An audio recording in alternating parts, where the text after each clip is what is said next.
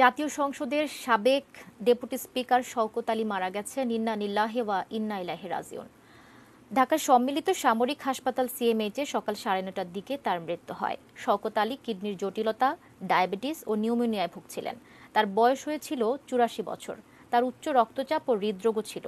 বিকেল 3টায় শ্রদ্ধা নিবেদনের জন্য তার মরদেহ জাতীয় শহীদ মিনারে রাখা হবে। বায়তুল মোকাররম জাতীয় মসজিদে বাদ মাগরিব অনুষ্ঠিত হবে তার নামাজের জানাজা। আগামীকাল মঙ্গলবার সকাল 10টায় সশস্ত্র বাহিনীর হেলিকপ্টারে তার মরদেহ শরীয়তপুরের নড়িয়ায় নেওয়া হবে। সেখানে সর্বস্তরের মানুষের শ্রদ্ধা নিবেদন এবং বাদ জোহর নড়িয়া বিএল উচ্চ বিদ্যালয়ে জানাজা শেষে শরীয়তপুরের নড়িয়ায় নিজ বাড়ি স্বাধীনতা ভবনে চিরনিদ্রায় শায়িত হবেন এই বীর মুক্তিযোদ্ধা। 1969 সালে বঙ্গবন্ধুর বিরুদ্ধে যে আগরতলা ষড়যন্ত্র মামলা হয়েছিল, সেই মামলায় শওকত আলীও আসামি ছিলেন। তিনি মুক্তিযোদ্ধা সংহতি পরিষদের প্রতিষ্ঠাতা চেয়ারম্যান ও ৭১ ফাউন্ডেশনের প্রধান উপদেষ্টা ছিলেন।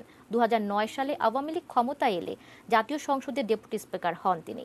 শওকত আলী শরীয়তপুর 2 আসনের সাবেক সাংসদ। এই আসন থেকে 6 বার সংসদ সদস্য নির্বাচিত হন তিনি।